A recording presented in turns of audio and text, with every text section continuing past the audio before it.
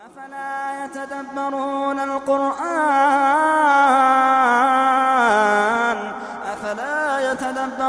القرآن أم على قلوب أقفالها.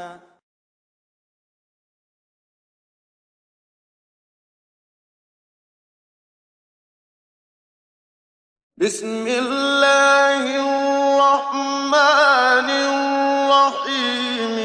إذا الشمس كورت وإذا النجوم انكدرت وإذا الجبال سيرت وإذا العشار عطلت وإذا الوحوش حشرت وإذا البحار سجرت وإذا النفوس زوجت وإذا الموءودة سئلت بأي ذنب قتلت. بسم الله الرحمن الرحيم. الحمد لله رب العالمين والصلاة والسلام على سيدنا محمد وعلى آله وصحبه أجمعين. أما بعد. Tafseer of Surah At-Takwir, chapter 81 of the Quran. At-Takwir for now we'll translate as shrouded in darkness.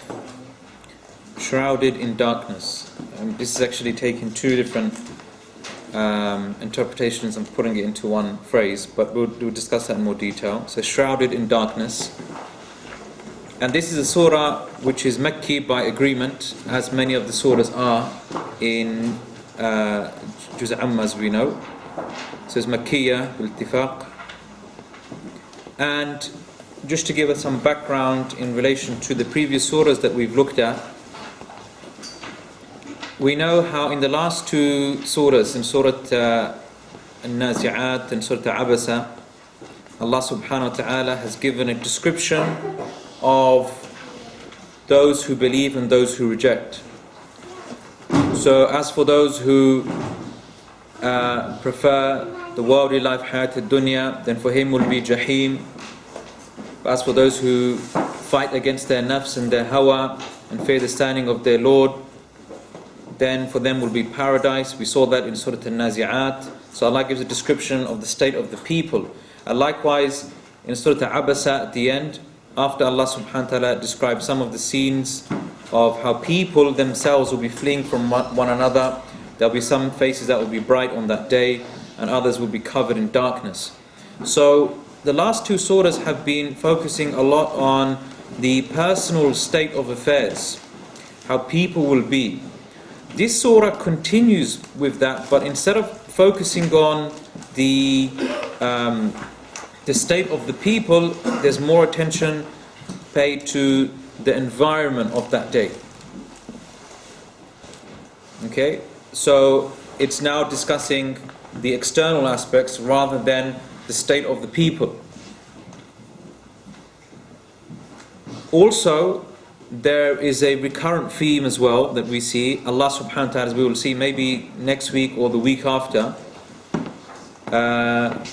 we will look how Allah subhanahu wa ta'ala reaffirms the risala, the concept of revelation and sending messengers.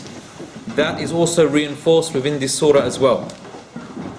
That is something which is reinforced within this surah. We saw in Abasa, Allah talks about kiraman, the safara, the ambassadors to Allah essentially, who are the angels, to reinforce His the sending of the messengers, and that will also be reinforced in this surah towards the end. So this is just in terms of in relation to the previous surah. This is something which we'll look at maybe a bit more detail as well later. But in terms of certain, we'll quickly discuss some of the things that were said about this surah. It was said that one day Abu Bakr radiallahu anhu, he came to Rasulullah sallallahu alaihi wasallam and he saw some white hairs on his head, his blessed head sallallahu alaihi wasallam. So he said, "Ma shayyabaka?"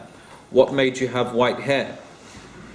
And Rasulullah sallallahu alaihi wasallam replied, Surah Al-Hud, Al-Waqi'ah, Al-Mursalat, Amma Yatasa'alun, and Idha Shamsu Kuwirat, which is the surah that we're looking at. So he said these surahs, they essentially made my hair go white. So Surah Hud, Al-Waqi'ah, Al-Mursalat, Amma Yatasa'alun, Surah Naba, and Idha Shamsu Kuwirat, which is Surah At-Takwir, which we're looking at now. And as you can see, all of these surahs, apart from Surah Hud, are from the Mufassal surahs. It is also reported that Rasulullah ﷺ used to recite this surah and encourage people to recite this surah in Qiyamul Layl, in the night prayers. So those who want to intend to perform the tahajjud, those who pray, then this is something that Rasulullah ﷺ used to encourage people to recite in their night prayers. And the reason will become evident after we study the tafsir of this surah, inshallah. A third thing as well, a third hadith, Rasulullah ﷺ, he said in a very powerful hadith, من سره أن ينظر إلى يوم القيامة كأنه رأي عين فليقرأ إذا الشمس كورت. That whoever would like to look at the Day of Judgment as if he is looking at it with his naked eye, whoever would like to look to يوم القيامة كأنه رأي عين, as if he is looking at it with his own naked eye, فليقرأ إذا الشمس كورت, then let him read إذا الشمس كورت.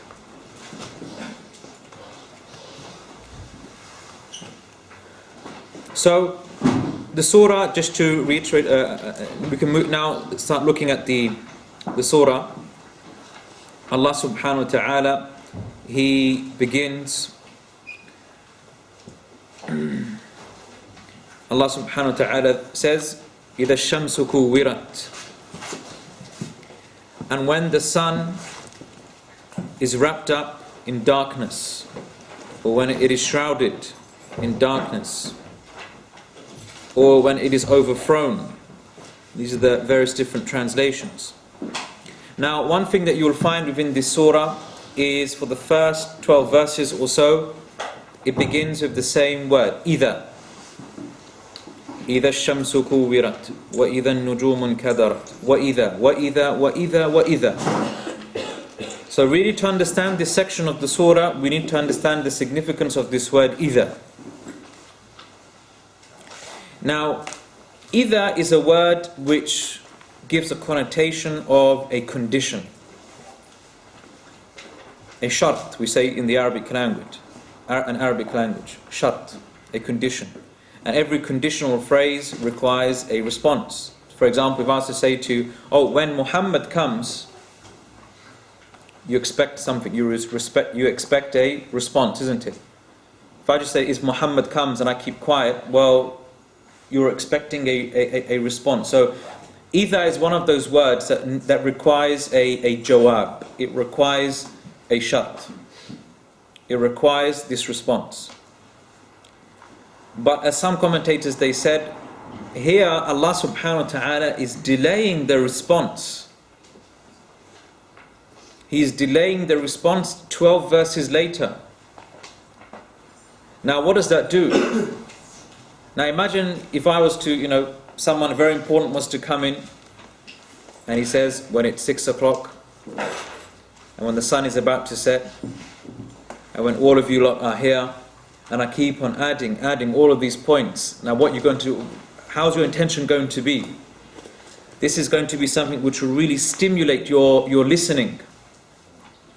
Because if something's not that important, you just say, look, if Muhammad's here, just tell him, I'm coming. But if you keep on adding all the conditions, if this happens, and that happens, and that happens, and that happens, surely the jawab, the response, is going to be a mighty matter.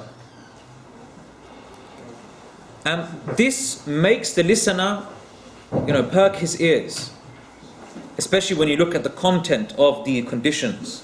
When the sun, when it is shrouded. These are mighty matters that Allah subhanahu wa ta'ala is speaking about.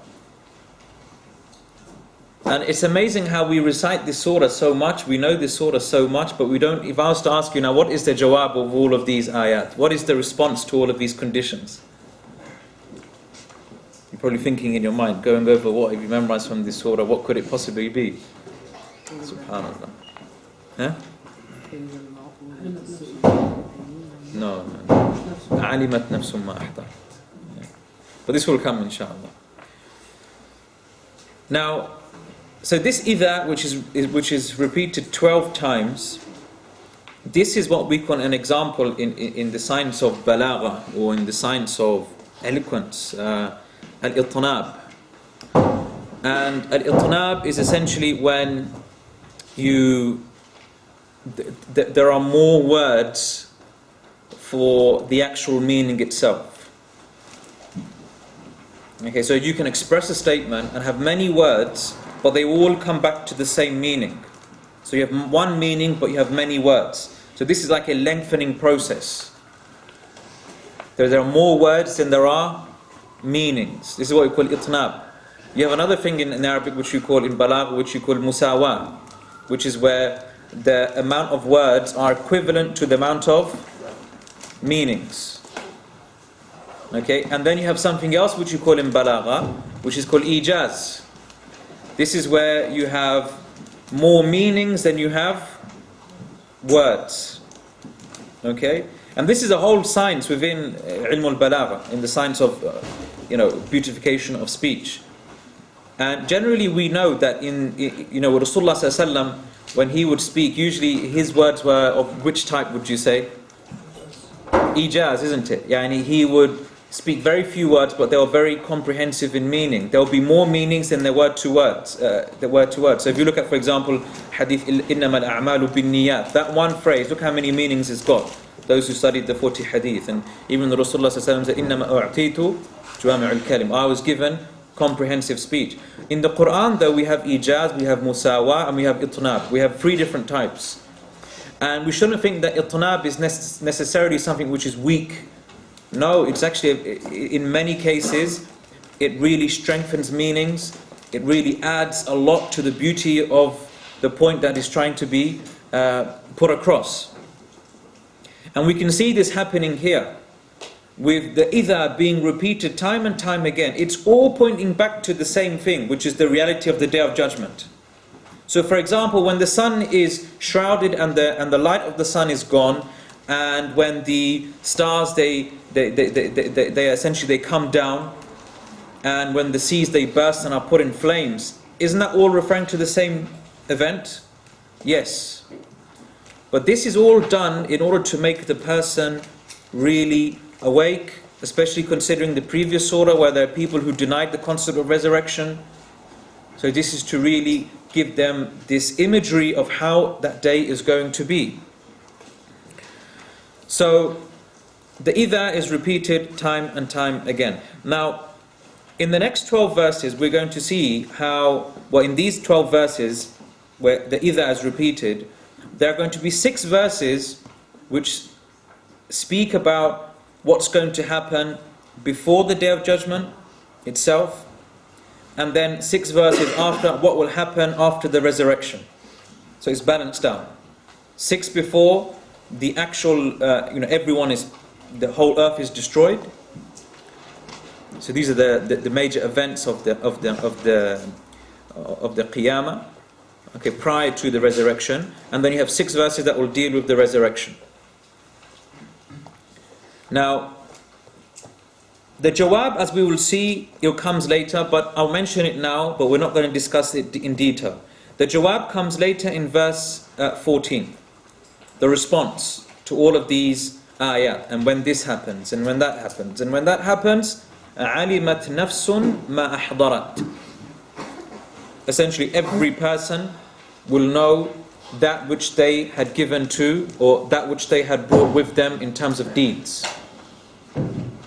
So we'll discuss that, as I said, in a bit later, inshallah. Another interesting point before we actually go to discuss the Takwir itself is, notice how in all of these verses, إِذَا الشَّمْسُ كُوِّرَتْ وَإِذَا النُّجُومُ كَدَرَتْ. And the rest of the verses, they all follow a similar pattern. You have the idha, followed by the noun, followed by the verb. Now, usually in Arabic language, what precedes what? Does a verb come before the noun, or the noun come before the verb? Usually. The verb comes first. So usually you would have said, normal speech, إِذَا كُوِّرَتْ الشَّمْسُ إِذَا كُوِّرَتْ الشَّمْسُ. And most conditional phrases that involve sentences, they usually mention the verb first. Here though, in all of these verses, we're seeing a reversal here. إِذَا الشَّمْسُ كُوِّرَتْ. And كُوِّرَ is the verb. وَإِذَا النُّجُومُ, نُجُومُ is the noun, انْكَدَرَتْ. And that's the verb. This is done for a couple of reasons, we can say. Firstly, for we're assuming this, but it is without a doubt, though, a type of tawqeed, a type of emphasis.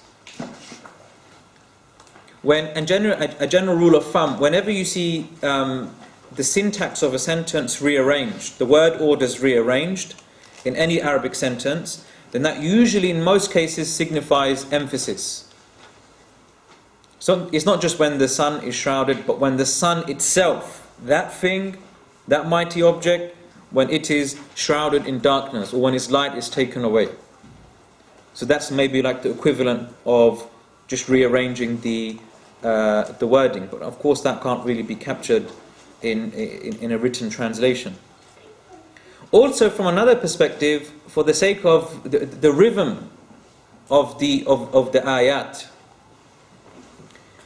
إِذَا الشَّمْسُ كُوِّرَتْ تا at the end. وَإِذَا النُّجُومُ انْكَدَرَتْ تا at the end. Okay?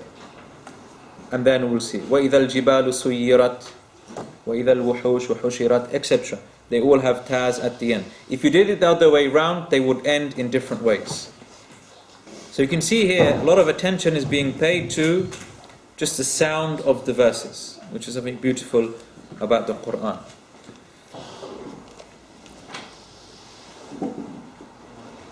Also, another interesting thing about these first 12 verses is all of the verses are in the passive voice. It doesn't say إِذَا كَوَّرَ اللَّهُ الشَّمْسَ, when Allah, He takes away the light of the sun. And when Allah throws down the stars. Allah is not explicitly mentioned, although who's the one who commands for the light of the sun to be taken away? Of course, Allah subhanahu wa ta'ala. One wisdom behind this is that, remember, this surah and the previous surah was essentially revealed due to Rasulullah sallallahu alaihi wasallam debating or discussing, giving da'wah to the leaders of the Quraysh. Now, when you're giving da'wah, you have to be very, very careful and very sensitive to obviously the other person's opinions and thoughts. Sometimes you can't be so aggressive in pushing your ideas towards that person. So those involved in da'wah know that sometimes it's not the smartest thing to always mention, well, this is what Allah subhanahu wa ta'ala says. Allah says this, Allah says that. Sometimes you have to play about with them. Sometimes you have to say, well, look, these opinions that you hold, what will happen if all of society adopted these opinions? Okay? Because number one, they don't even believe in Allah first. You want them to see the fallacy of their own beliefs essentially first. And so, but if you were to mention Allah straight away, what's going to happen? They're going to put that shutter down. Oh, he's mentioning Allah again. You know? So they'll put that mental, that shutter down, and so they're not going to listen. But here, even that, subhanAllah, the Quraysh, they were amazed just by the rhythm of the Quran, and they would want to listen to it. So anyhow, so we can see everything's mentioned in the passive voice. So إِذَا الشَّمْسُ كُوِّرَتْ, and when the sun and it is كُوِّرَتْ. Now this word كُوِّرَ is originally from the verb كَارَ. And this has a meaning of folding, literally. ضَمُّ بَعْضِهِ إِلَى بَعْضٍ, yani when you fold something up against one another. So when you have, for example, this was commonly used, كَوَّرَ الْعِمَامَةِ, when a person would tie up their imama, their turban. The tying of a turban, so you're going round and round and round. And so in this context, and likewise they say is if something is thrown in one instance, that's another use of إِذَا أَلْقَاهُ مُجْتَمِعًا, and if you threw something in one instance, so not just bit by bit, if you threw something all in one go, this is kawwara, that's another meaning as well. So there's a meaning of throwing as one unit rather than partially. There's another meaning of folding up. And this meaning is what was usually, in most mufassirin, they refer to the first literal meaning of folding up. So what do we mean by folding up? Meaning as if the structure of the sun, it's almost eating itself away, like folding into itself. It's folding away into itself, and when it folds into itself, it begins to lose its its power. Now, some even, and this is a very interesting point, that we said one of the linguistic meanings was that it means to throw in one instance, and that's why some scholars were of the view, and there are many athar, that the sun will be thrown into the ocean of the seas. Now, those who know basic science knows very well that the sun is, how many times larger than the earth. How can that be possible? How can that be possible? Well, if it's folded into itself, I'm sure we've, bought products in the past from shops where you have to, assemble it, okay?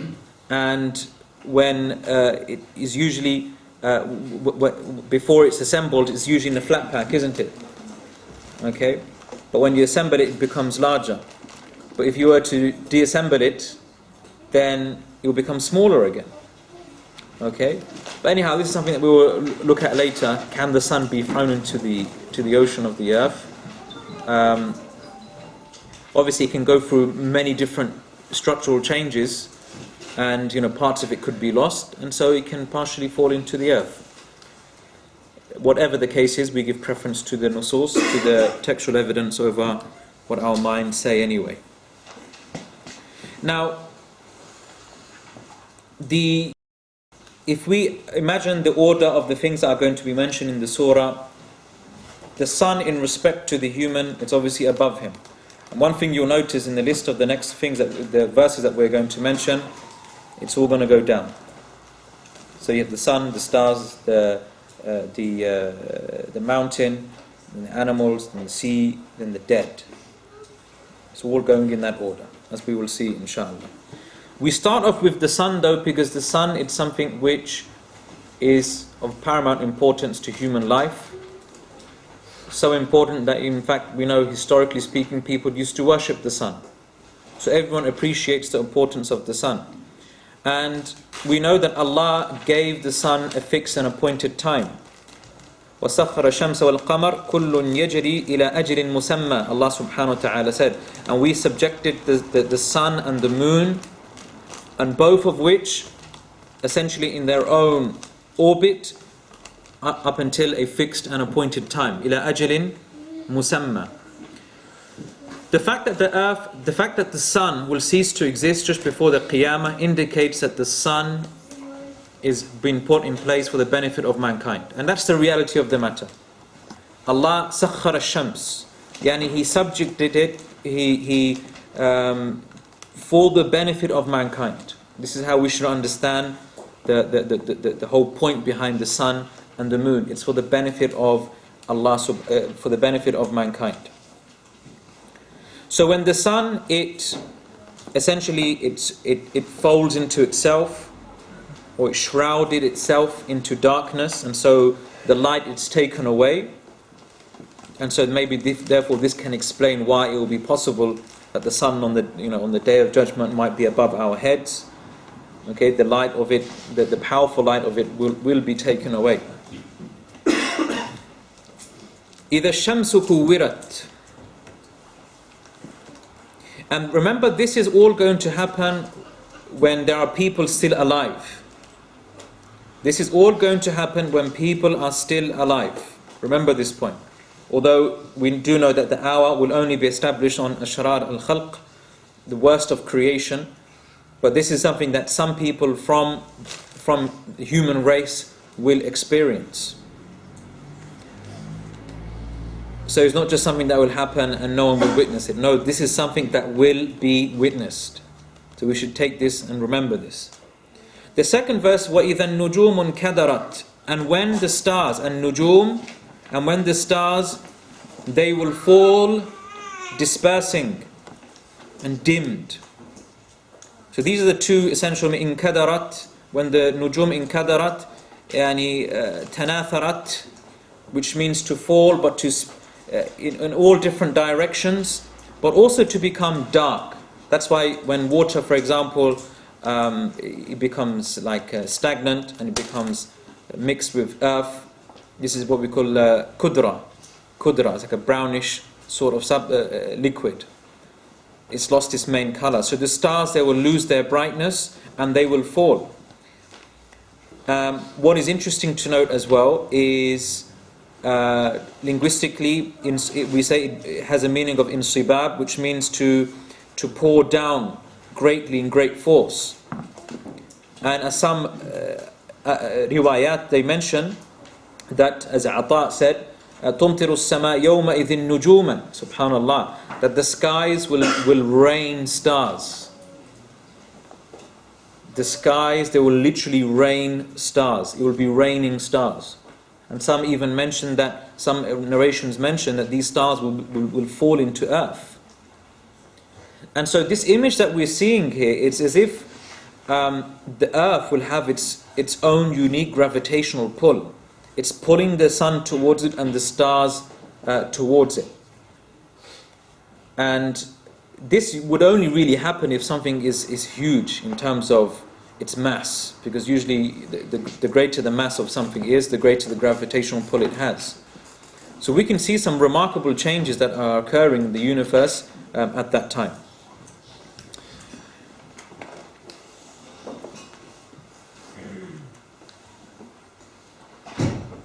And the Arabs, they would say, inkadara at-ta'iru fil hawa.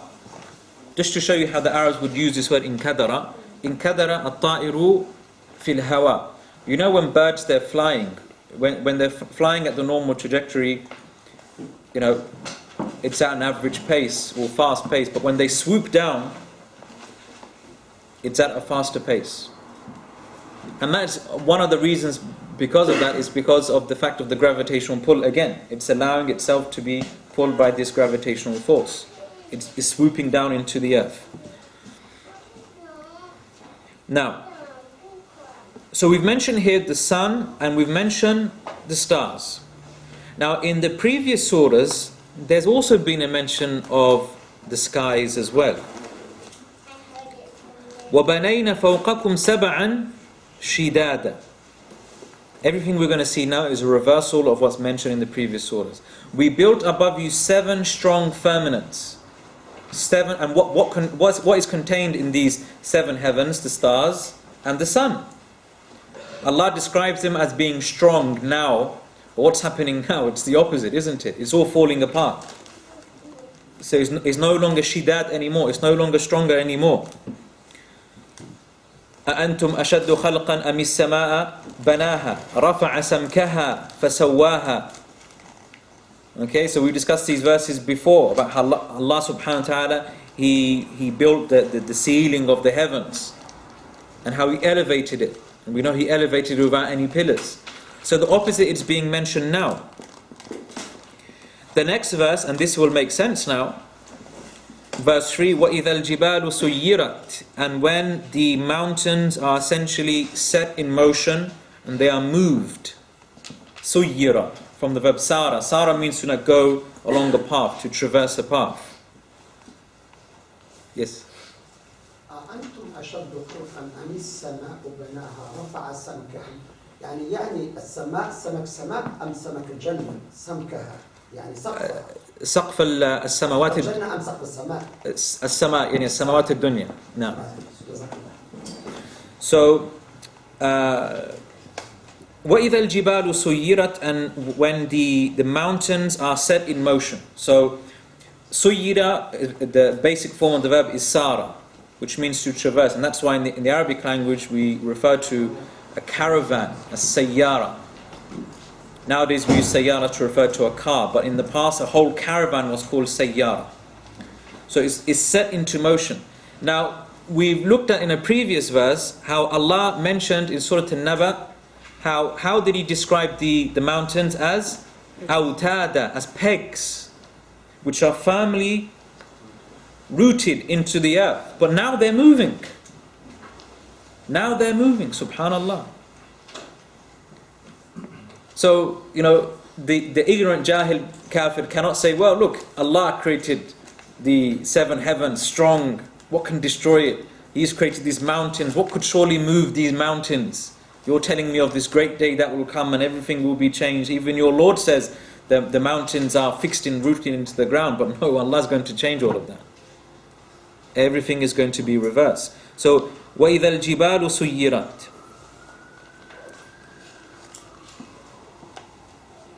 And as we can see, the movement now, so we have the sun, we have the stars, and now we have the mountains, so we're looking lower now. We're looking lower and lower and lower. The next point, the next ayah, وَإِذَا الْعِشَارُ عُطِّلَتْ.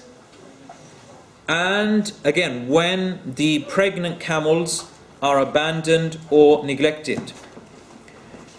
وَإِذَا الْعِشَارُ. Al-Ishar is the jama', is the plural of عُشْرَاء. عُشْرَاء. And عُشْرَاء is a pregnant camel which has reached 10 months into its pregnancy. That's why عُشْرَاء from عَشْرَة. عَشْرَة is 10.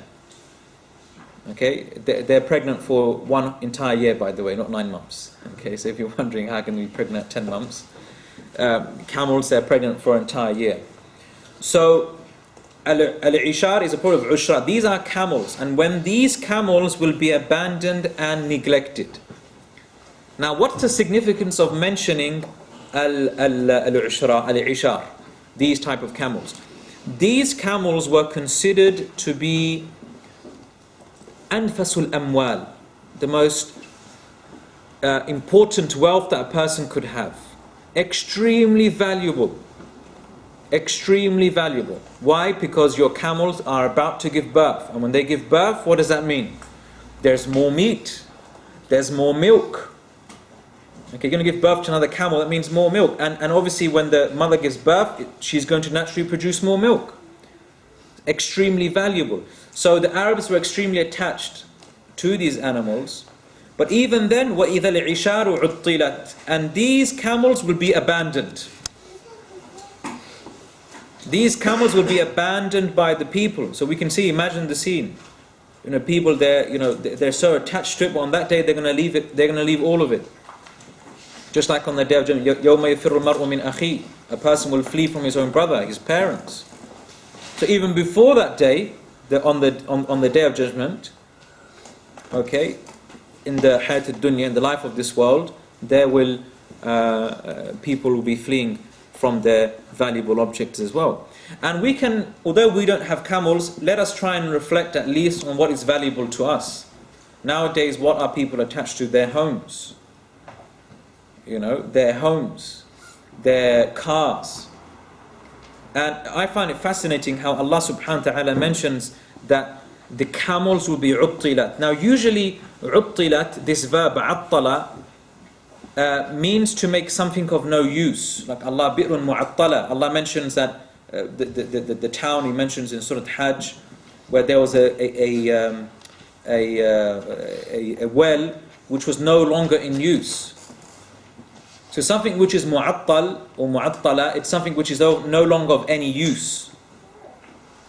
And this is a perfect description, I think, for homes, that a lot of people, they spend a lot of time and effort in building and constructing, but these homes are mu'attala.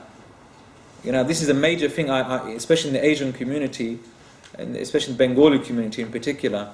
You find many families, they spend thousands upon thousands of pounds building these homes. I've heard of ridiculous people, an average sized family in the UK building a home of like 30 bedrooms. 30 bedrooms. And who's living in those 30 bedrooms? Snakes.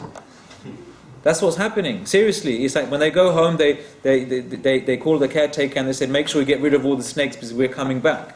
No one's living there. They're mu'attala. These homes are mu'attal. So it's ajib. But anyhow, on that day, everyone will flee from these prized possessions that they have.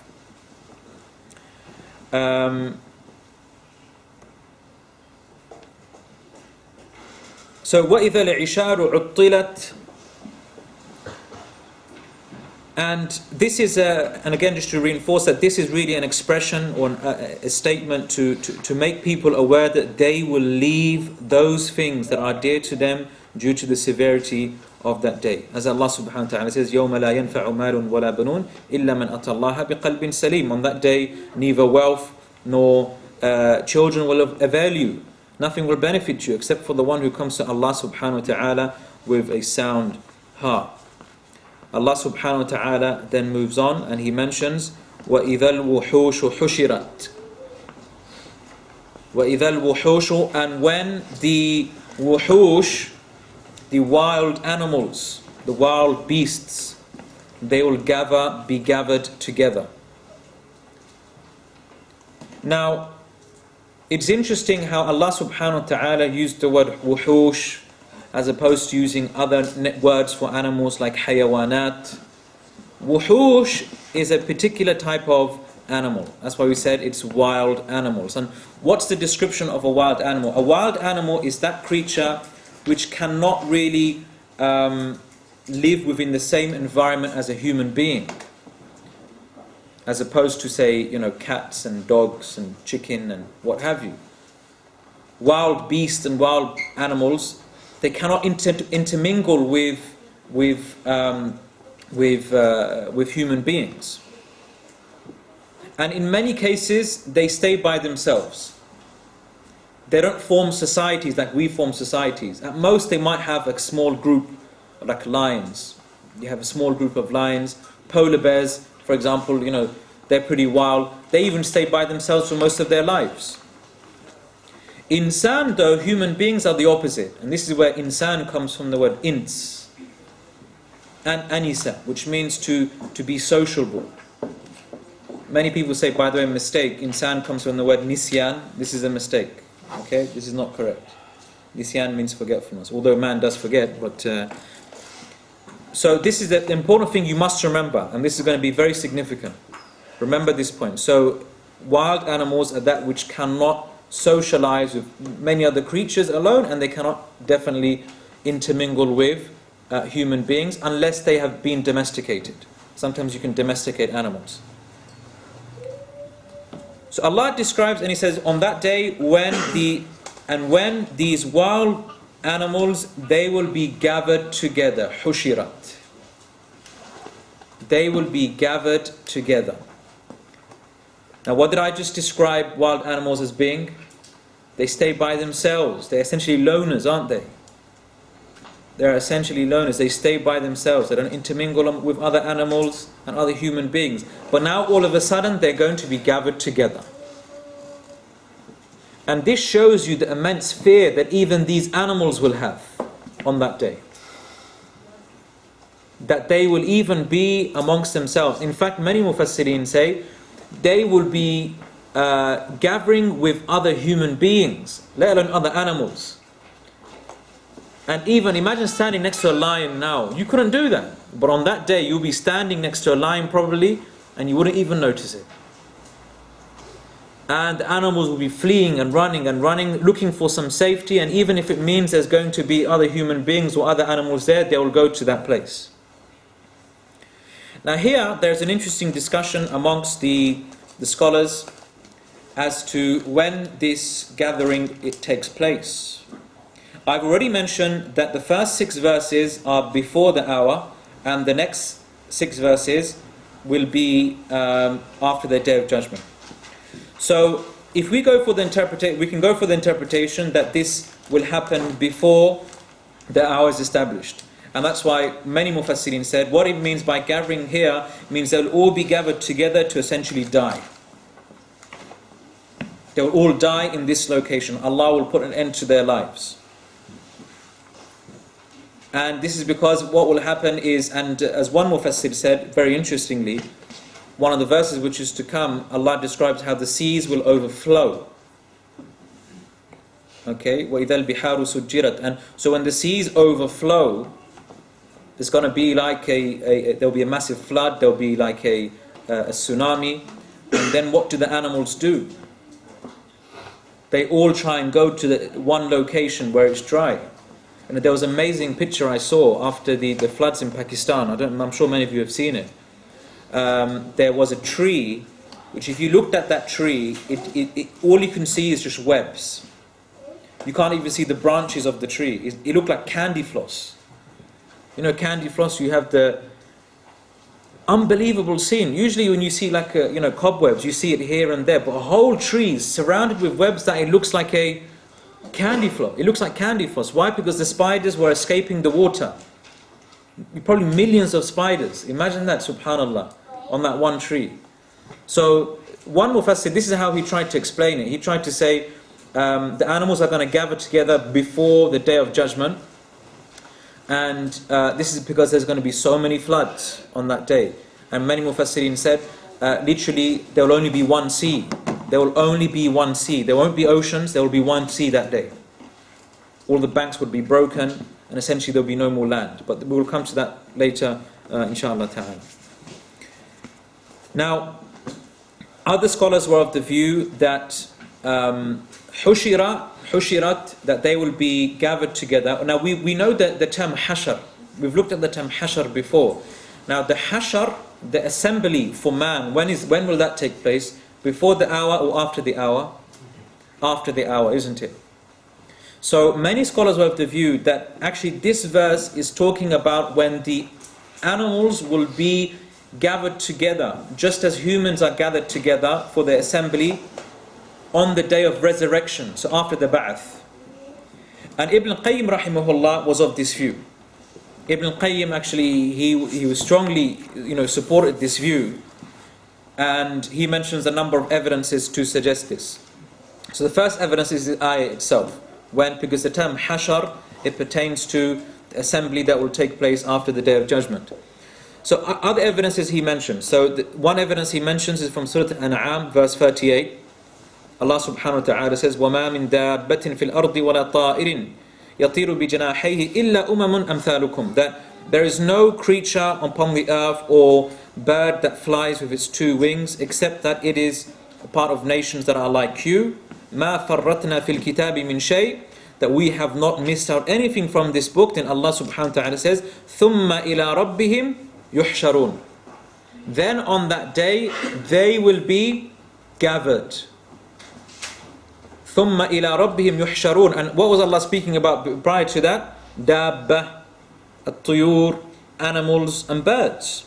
So this indicates that they will all be إِلَىٰ رَبِّهِمْ. They will be gathered to their Lord. So this is one verse.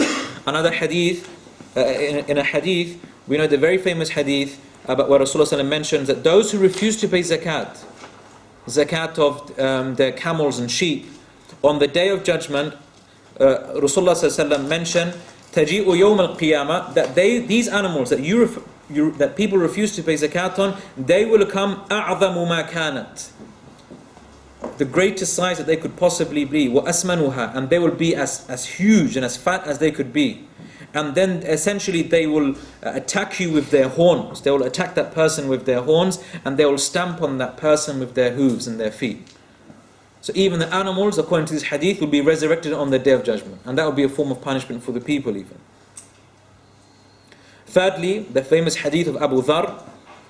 Abu Dhar mentions that one day Rasulullah he saw two sheep, that they were attacking one another with their horns.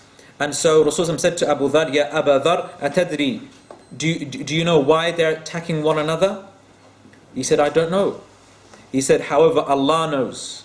Allah knows why they're attacking one another, and Allah will judge between both of them on the Day of Judgment. Allah will judge even between animals, subhanallah. Even in one athar it mentions, even flies, al-dhubab, will be resurrected on that day. Flies that, attack one another, they will be resurrected on that day. Imagine that. And this is all to establish what? This is all to establish the adl of Allah, the justice of Allah subhanahu wa ta'ala. The justice of Allah subhanahu wa ta'ala. Nothing anyone that is treated unjustly, or anyone that is unjust to another person, they will face it, even if they are, subhanallah, an animal. Now remember, subhanallah, I was watching a program, I think it was the Blue Planet documentary, where there was a killer whale that was attacking a seal. I'm sure many of you probably saw this, but it wasn't just trying to hunt it, it was actually playing about with it. It literally would jump up and grab it and flick it up into the air, in the sea, subhanallah. And I thought to myself, look at this, subhanallah, this is like dhulm, you know. He's not just eating it, look, he's playing about with it. But even that, subhanallah, things like that happen, even amongst animals. Things like that happen amongst animals, but they will be judged upon. And one thing, the beautiful thing, knowing how that there will be justice in the akhirah, is that whenever you see injustice being done in this dunya, and that person hasn't been dealt with, then you know, alhamdulillah, at least there's the day of judgment. Seriously. Now we're seeing a lot of injustices in the world today, in Palestine, in Syria. We're seeing all of this, and we might not live, you know, to see the justice being, you know, taken out on these people. But at least, alhamdulillah, there's day of judgment, and that really, you know, gives you comfort. That no matter how much hardship people are going through, there will be justice. Allah will establish the scales, and there will be no dhulm on that day.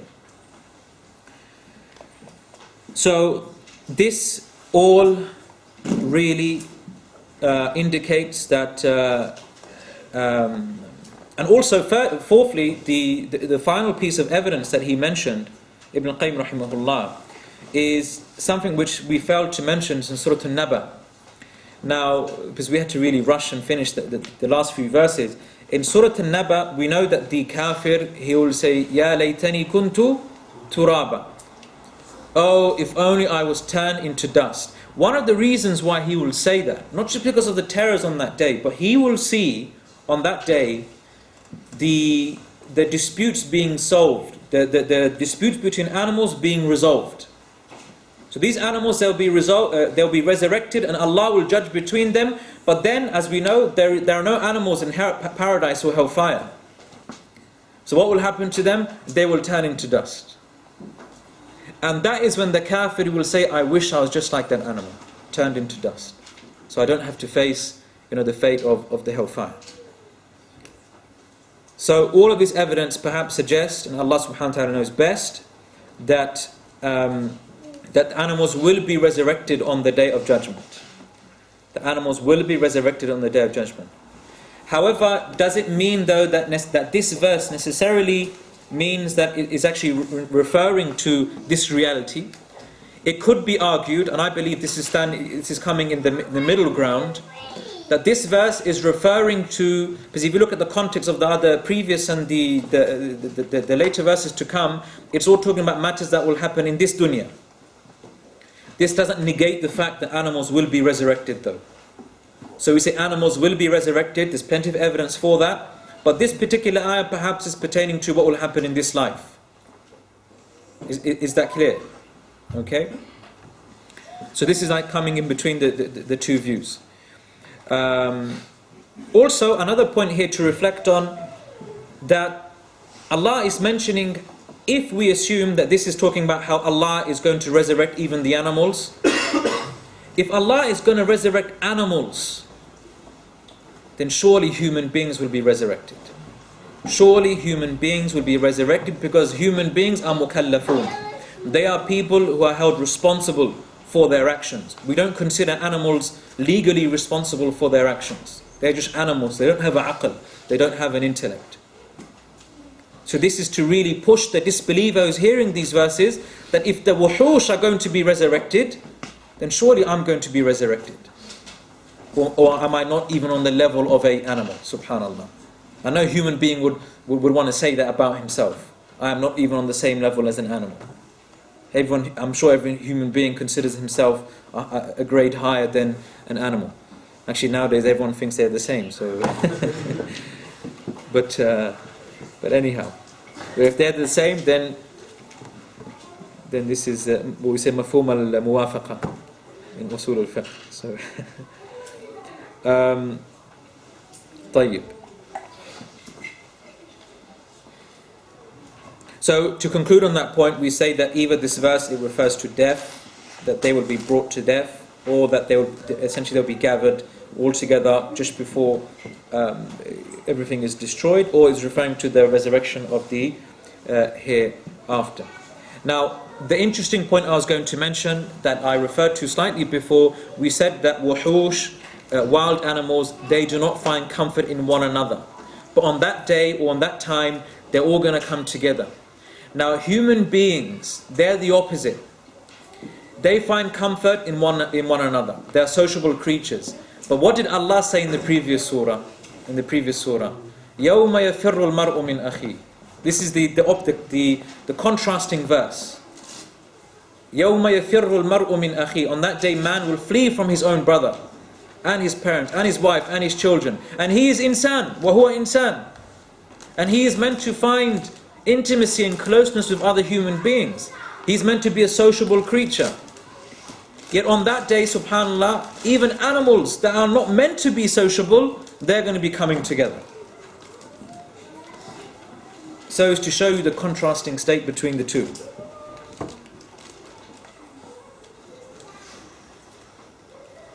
And then moving on to verse 6, Allah subhanahu wa ta'ala says, وَإِذَا الْبِحَارُ سُجِّرَتْ.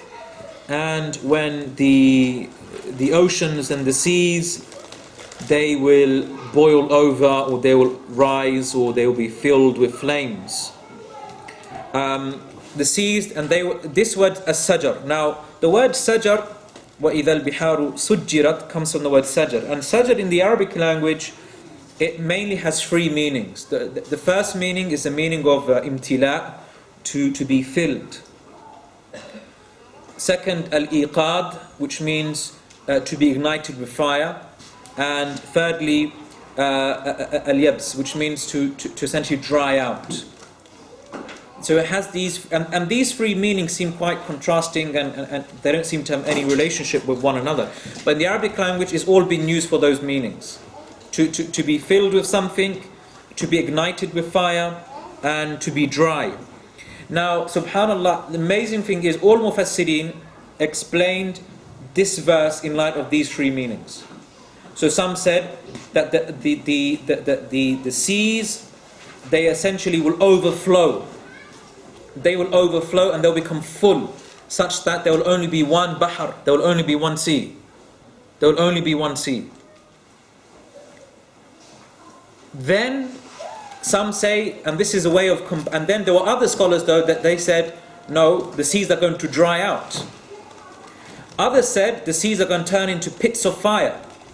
So these three seem like contradictory opinions. But other scholars actually combined. There were some Mufassirin that said, no, the seas are going to go through all of these stages. So what's going to happen first is essentially the seas are going to overflow. After overflowing, they will essentially dry out, and that's going to leave you with huge pits. Now the people have discovered there are literally canyons underneath the water. There are, you can go thousands of feet and miles underneath the ground, and these pits will be full of fire. They will be full of, so imagine thousands of miles of fire. And this is why many scholars were of the view, and this is something we'll discuss in greater detail next week, that in essence the hellfire, its place lies in the center of the earth. Now we cannot confirm this, but there is strong evidence to suggest this, and I'm not going to say it's the strongest opinion, but we'll discuss this in greater detail later. Especially when Allah mentions, as we'll see, Allah mentions when paradise is brought close, and He didn't say the same about hellfire. He didn't say when hell and paradise are brought close. Allah subhanahu wa ta'ala will say, and when paradise is brought close, and the hellfire is ignited. So this indicates that the hellfire might be already there. Anyhow, we will discuss that point in greater detail later. Many Mufassirun, though, they were of the view that essentially the water will become like fuel for the flames of the seas. So the seas in entirety will turn into flames.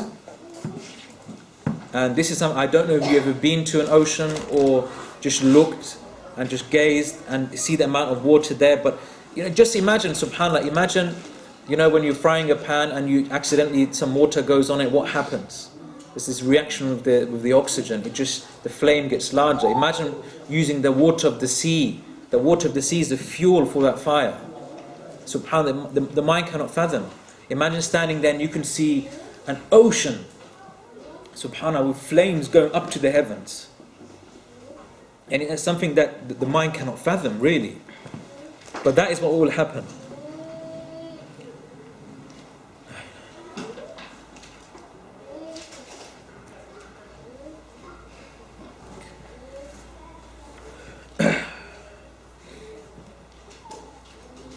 Some scholars were also of the view that the sea will turn into the hamim, which is the drinking fluid for the people of hellfire.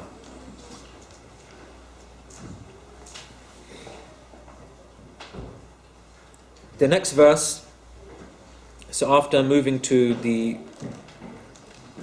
we've gone now from the sun to the stars to the mountains. We're going lower now. We have the animals, the camels, the wild animals, the sea now, and then Allah subhanahu wa ta'ala in verse 7 He mentions وَإِذَا النُّفُوسُ زُوِّجَتْ, and when the souls are essentially paired up or reunited, we can say sorted out into different groups. This now begins, because this is verse 7, this is the second stage now. We said the first 6 verses dealt with what was to happen before the hour was established. Before the hour was established. So it began with mentioning the star, which is the highest thing that we can generally see, and then it ends with the seas, which really is the lowest. And it's amazing how we know now how far deep down the ocean it goes. So verse 7, now we're going to start speaking about ahwal al-akhirah, the states of the hereafter.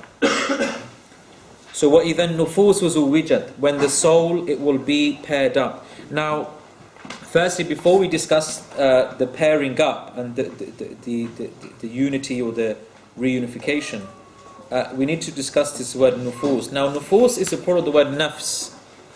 And the word nafs in the Arabic language, it conveys a number of different meanings. Sometimes it refers to the actual soul itself, the human spirit. Now, some people try to say, well, the ruh and the nafs, they are completely different. That's not always the case. In certain contexts, we say there's something called nafs and there's something called ruh, spirit or soul. Okay, but in many cases in the Quran, Allah refers to both as the same thing. For example, Allah says, "Akhriju anfusakum." The angels will say to the people when they're about to take their lives, their souls, "Akhriju anfusakum." And he didn't say, and they won't say, "Akhriju nufus arwahakum." Akhriju anfusakum. Anfus is the plural of nafs. Sometimes nafs refers to the actual human being himself. It refers to the actual human being himself. For example, you say, "Ra'aytu fulanan nafsahu." I saw that person himself. Allah says, وَلَا تَقْتُلُوا النَّفْسَ الَّتِي حَرَّمَ اللَّهِ إِلَّا بِالْحَقِّ, and do not kill the nafs which Allah has prohibited, unless you have a right to do so. Now, this doesn't mean to kill someone's spiritual state. Okay, this means to kill someone physically. So, nafs sometimes refers to the physical being. And this is what is referred to in this ayah. وَإِذَا النُّفُوسُ زُوِّجَتْ, and when the human bodies essentially will be paired up. And we'll talk about the pairing up later. Sometimes nafs refers to the spiritual state of a person. Okay, it refers to the spiritual state. So far we've said the nafs can refer to the soul, which is the essence to a person's life. Sometimes it refers to the actual human body itself. And thirdly, sometimes it refers to the spiritual state. And we know that there are 3 spiritual states that Allah refers to in the Quran. An-nafs al-ammara bisu, the nafs which encourages people to do evil. An-nafs al-lawwama, the reproachful nafs which always blames itself when it falls into wrong or when it has deficiencies. And then there's a nafs al-mutma'inna, then there's the state which is in a state of essentially spiritual bliss. Okay, so that's a different type of nafs, not pertaining to our discussion here. Based on a lot of textual evidence, we say that the pairing up here, many scholars say that on the Day of Judgment, each person will be grouped and be placed in a group that he deserves to be placed in. So the righteous will belong to the righteous, the evildoer will belong to the evil group. The righteous will be the righteous group, the evil will be the evil group. So they've been grouped up. And that's why the translation here may be sorted out into groups and classes. It's probably more accurate. And Allah subhanahu wa ta'ala says, just to indicate that, in Surah Al-Saffat, verse 22, اُحْشُرُوا الَّذِينَ ظَلَمُوا وَأَزْوَاجَهُم. Resurrect and gather the people who are unjust and their partners. Azwajahum. Here, what does it mean, azwaj? It doesn't mean their wives, but it means those who are like them. Azwajahum. And Allah says, وَكُنْتُمْ أَزْوَاجًا ثَلَاثًا. You will be three azwaj. Ashabul Maymana. Okay, you will be the people of the right hand, there will be people of the left hand, and there will be as-sabiqun, the forerunners. And these are free azwaj, free groups. So here what I mean by azwaj and tazweej is not just pairing up as in two people, but being placed in a particular group. وَإِذَا النُّفُوسُ زُوِّجَتْ. And when will that happen? As we know, on the day of judgment. Other scholars were of the view that the soul will be reunited with the physical body. The soul will be reunited with the physical body. Because when a person dies, this is essentially what happens. The soul is taken away from the body. But when it's paired up again, that is when that is essentially on the day of resurrection. And we've mentioned in previous lessons that the connection between the soul and the body. We said that first Allah created just the soul, and then He blew the soul into the body, and that is when the human being is alive. Then during life, the soul is connected to the body. Sometimes it partially leaves. When does it partially leave the body? When we're asleep. And then Allah takes out the soul when a person dies. Then it is temporarily reconnected with the body, but in a particular way different to the way in the dunya. Where is that? In the grave, the barzakh. And that's a unique sort of experience. And then it will be again, okay, inshallah. And then it will be resurrected, and the soul will be connected with the body in the most complete form. In the most complete form. So this is, we say man is in a state of ghafla, heedlessness, because as if his soul is not completely attached to his body.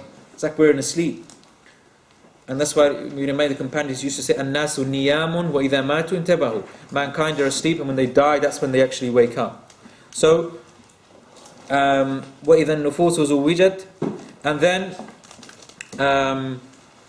some actually say when the believers, they will be married with the hur al-'ain. وَإِذَا النُّفُوسُ زُوِّجَتْ. And subhanallah, when the kuffar, they essentially be paired up with the shayateen in the hellfire. Na'udhu billahi min dhalik. Allah subhanahu wa ta'ala then mentions in verse 8, and I have to quickly finish here, وَإِذَا الْمَوْءُودَةُ سُئِلَتْ, and verse 9, بِأَيِّ ذَنْبٍ قُتِلَتْ. And when the buried girl, she will be asked, for what crime was she killed for? This is verse 8 and verse 9. وَإِذَا الْمَوْءُودَةُ سُئِلَتْ بِأَيِّ ذَنْبٍ قُتِلَتْ.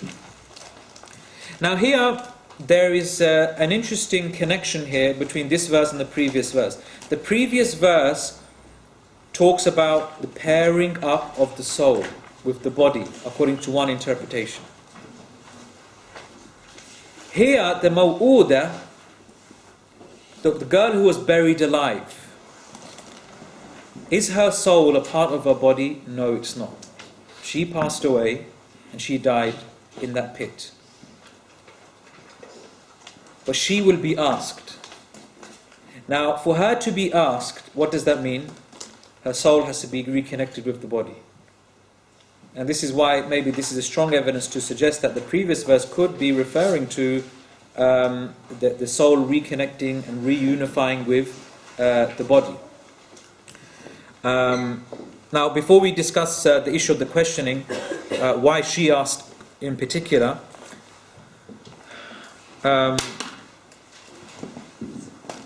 why would Arabs bury their daughters alive? There are two major reasons why the Arabs would bury their daughters alive. The common reason that most of us are aware of is because they used to fear that they will not be able to financially provide for their daughters. Okay, now with sons it's different, because with sons they can bring you money, they can work, girls cannot. In that time of the world, in society, girls weren't really working. So they were a financial burden, so they didn't like having them. And another reason though, which was probably the more common reason, or just as common, is that the Arabs at that time, shame to them was one of the worst things that they could ever experience in life. And because they were involved in a lot of tribal warfare, one of the common things that used to happen is they used to capture girls, daughters, the daughters of their warring faction, of their enemy. And what used to happen is that they would take their daughters, which obviously would bring a lot of hurt to the father, but what was worse than the hurt was the fact that his daughter would stay and grow up with the people who captured her, and she will eventually end up preferring those who captured her over her own families. And that would bring great shame to any man, especially the Arabs of that time. So they didn't want to take that risk of falling into shame. They didn't even want to take that risk. So what they do, and there's one famous, this is in Jahiliyyah, I forgot his name, Qais, tribal leaders, he said that he killed like 17 of his daughters. Subhanallah, 17 of his daughters, or something to that effect. Because of this shame, and he was someone who was involved in a lot of warfare, tribal warfare. Now, there's something I want to mention, a beautiful thing from the Quran about killing of children, but I think we'll discuss that next week. Just one final point we need to mention. When someone commits a crime, who do you usually question? The criminal or the one who was treated unjustly? The criminal, isn't it? If you go into a court of law, who's put in that box? The accused. The accused. Here, Allah says, وَإِذَا الْمَوْءُودَةُ سُئِلَتْ. When the one who is buried alive, she will be asked, for what crime was she killed? So here we have to ask, why is she being asked and not the mujrim, the criminal? There's one thing that all criminals, cannot stand. And that is when the voice of the oppressed is raised. You see, the dictators of the world today, you can give them 1,000,001 interviews. This is what happened. You know, Hosni Mubarak and the likes of these people, they were interviewed many times. They were challenged. Tony Blair, these people were challenged. They can answer for themselves. But if you give voice to the oppressed, and these oppressed, they have all the proof and they have all the evidence to suggest how they were treated wrongly, and then they expose that to everyone, and this oppressor doesn't even have a voice to defend himself. How's he going to feel? Subhanallah. So this is the worst form of humiliation for these criminals. Worst form of humiliation is that Allah they don't even deserve to be spoken to. They don't even deserve to be spoken to. You can just, throw away the key. You can just throw away the key. Literally just throw away the key. They don't even need to be asked.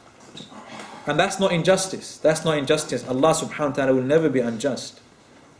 And so He will ask, بِأَيِّ ذَنْبٍ قُتِلَتْ. For what crime was she killed for? There's more things we need to speak about, but we need to end there, because there's another group coming in at 8 o'clock. So we have to close there for today, inshallah. جزاكم الله خيرا سبحانك اللهم وبحمدك أشهد أن لا إله إلا أنت أستغفرك وأتوب إليك